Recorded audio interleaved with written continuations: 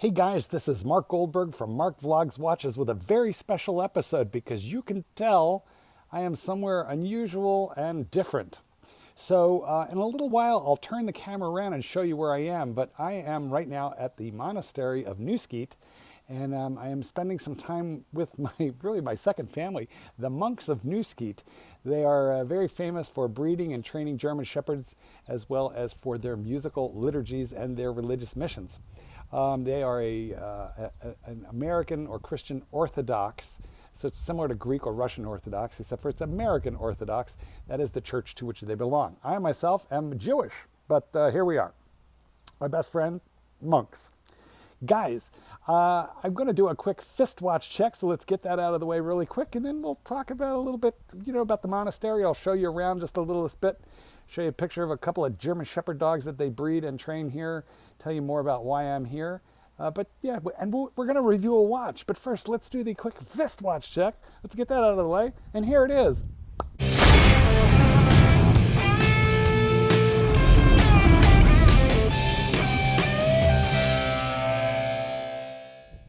Today, I'm wearing a watch that some of you people are going to mock me for, but I'm going to tell you why I'm wearing it when we turn it around. It's a Marathon GSAR, which is a government search and rescue. That's the essence of that watch. So we are going to turn the camera around. We're going to talk about this watch, and it'll make a little more sense why I'm wearing it, perhaps, when we talk about that. But hey, would you guys like to see a monastery? Let's turn the camera around, take a look, and I'll show you around just a little bit, and then we'll get into the watch. You know what, guys? I probably should have mentioned I'm wearing the annoying earbuds that you people usually mock me for when I wear them, so I don't often. The fact is, I'm away from home. I don't have my tripod. I don't have my lavalier microphone, so I'm doing the best I can. But I did want to get some content out for you guys so that it wouldn't be too long between videos. I miss you people. I enjoy spending time with you, which, by the way, I would certainly appreciate it if you will throw a like on this video. And if you are not subscribed yet, please go ahead and do that. This is a journey I would like to take with you instead of doing it all alone, and I appreciate each and every one of you for being with me. If you hear dogs in the background, that is because this is a breeding, actually a breeding farm and also a training camp for dogs, which I will be talking about a little bit when we turn the camera around and take a look, which is happening next. So let's look around this monastery. The Monks of New Skete Monastery is located in upstate New York, and they actually built all these buildings that you'll see by themselves. And this is the main monastery. There's the gift shop, and here is the bell tower. Now, this bell tower tends to go off at like 6 in the morning as a call to prayer, so there's not much sleeping late at New Skete, I can tell you that. It goes off in the afternoon, too, for Vespers. Now you're looking at a church that the monks hand-built themselves in the early 1970s, and it's called the Church of the Holy Transfiguration, and it has these beautiful gold-gilded onion domes on there that were just recently renovated. So if those look new, it's because they kind of are. Had a little trouble with the camera and the zoom, but you get the idea. Now we're actually on top of a mountain, but we're going to look up the hill now. And you will see the what they call the big church, and this is these days where they typically celebrate liturgy when the parish comes up the mountain on Sundays. Now we're looking down the road. You can't see it through the trees hardly, but there's the breeding kennel. So that's where the puppies live and the mothers give birth. They breed and train famous German Shepherds. And then there's a very poignant sight, which is the cemetery, which is where the monks and parishioners are buried when it is their time. And full swing, we come back to the main building of the monastery. The whole campus is 500 acres, and down that hill is a training center. Okay, guys, what we are now looking at is the Marathon GSAR. This watch costs, anywhere between maybe $1,100 if you don't catch it on sale, up to down to maybe $900 if you get it on a sale. I got this one on eBay. It comes. They used to come with just like a cardboard little sleeve. There was zero attention paid to the packaging of these puppies. but now they come in a nice presentation box that reminds me a little bit of the Tudor box, if you will, in the sense that it is a black lacquered box, but mine's at home, so I can't show it to you.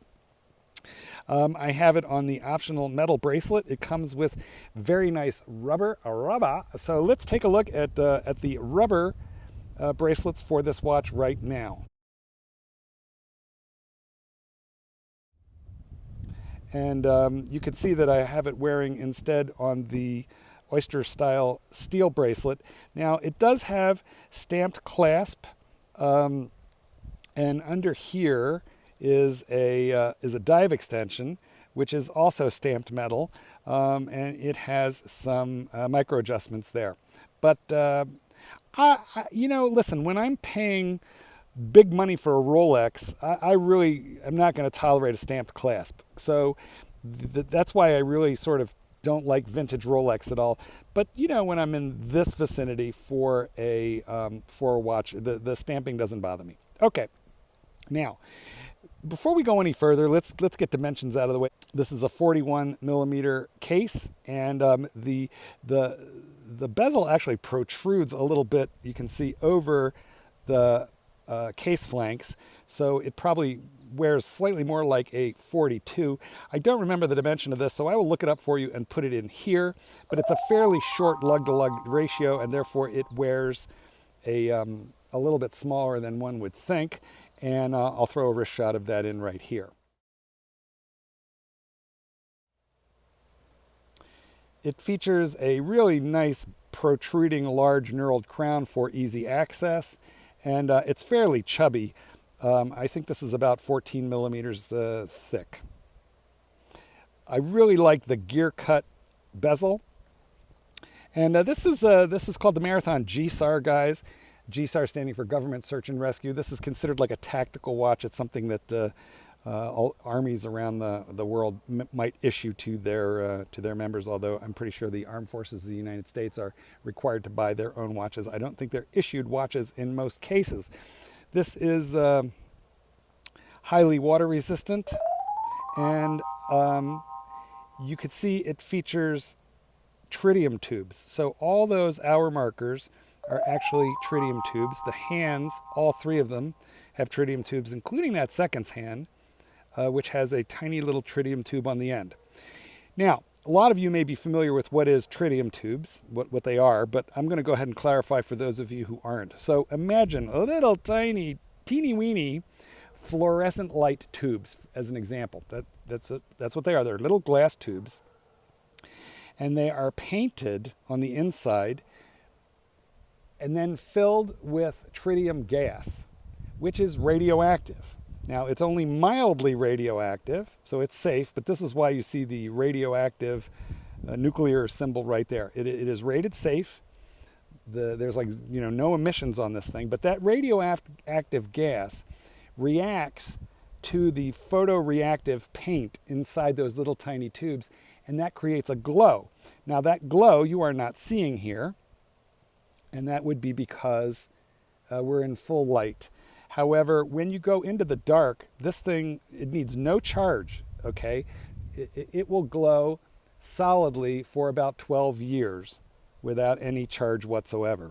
So you could put it in a drawer, and for 12 years it's glowing away, even though you don't know it because it's in a drawer. But trust me, it is. So this is a terrific watch for night use. These are used sometimes as tracers in gun sights. At any rate, there's a lot of confusion out there in terms of how long the tritium lasts. And what you're going to hear is that tritium lasts for 25 years, but its half-life is 12 years. But I can tell you from personal experience, by 10, 12 years, the tritium is just kind of dying. So what you should count on is 10 to 12 years of tritium, and then you can send this back to Marathon and they will actually replace the dial and the hands for you. And I don't actually know the cost of that, but if I recall correctly, it's somewhere, I think, in the $200 or $300 range. Okay, but what this gives you is a really lovely watch that is always legible in the dark. And here's another interesting point about it. As you're in the dark longer and longer and your eyes adjust to the dark better and better, it seems as though it's glowing stronger and stronger.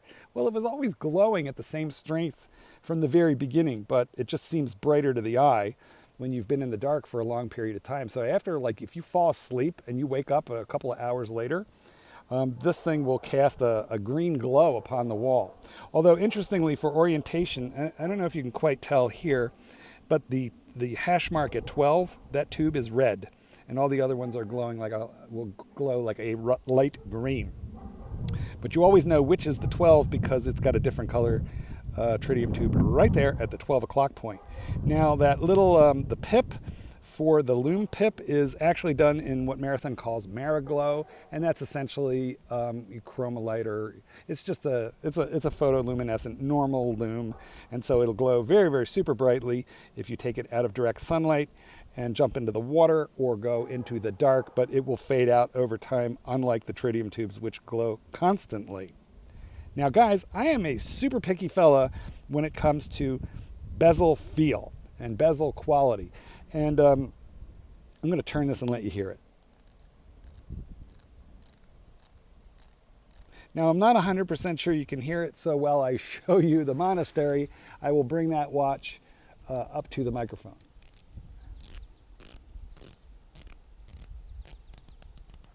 And here's what I want to tell you.